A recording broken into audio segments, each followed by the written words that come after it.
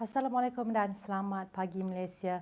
Kita mulakan laporan cuaca hari ini dengan melihat kepada carta angin semasa. Rantau negara kini menerima angin baratan yang kencang melebihi 40 km sejam menuju ke arah Taufan Bavi. Oleh itu, Met Malaysia masih lagi mengekalkan amaran angin kencang dan juga laut bergelora kategori pertama dan juga kedua untuk kawasan yang telah ditandakan berkenaan berkuat kuasa sehingga 13 Julai nanti.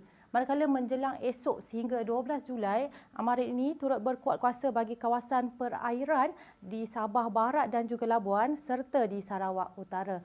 Keadaan ini adalah berbahaya kepada semua bentuk aktiviti perikanan, perkapalan, sukan serta rekreasi laut. Seterusnya kita beralih kepada paparan carta radar semasa. Berdasarkan keadaan radar semasa, hujan hanya diperhatikan sedang berlaku di sekitar kawasan perairan Perak dan juga Kedah yang dijangka boleh memasuki ke kawasan daratan dalam sedikit masa sahaja lagi. Manakala keadaan negeri-negeri lain adalah cerah dan juga tiada hujan.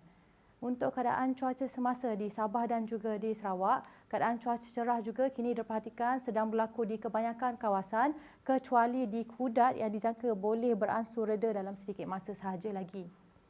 Menjelang petang, Met Malaysia meramalkan hujan berserta ribut petir boleh lagi berlaku di sekitar kawasan utara Semenanjung dan juga pedalaman Semenanjung termasuklah di Perak, pedalaman Selangor, pedalaman Negeri Sembilan dan juga Johor. Manakala menjelang lewat petang, keadaan cuaca dijangka akan lebih tertumpu di bahagian pantai timur Semenanjung dijangka boleh berterusan sehingga ke lewat malam nanti.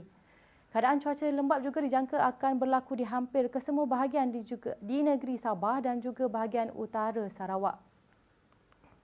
Baiklah, sekian sahaja laporan cuaca yang dapat saya kongsikan pada ketika ini. Sebelum kita berpisah, mari kita lihat ramalan cuaca bagi bandar-bandar utama dan indeks pencemar udara IPU di seluruh negara. Sekian, saya Anissa Asma. Assalamualaikum dan salam Malaysia Madani.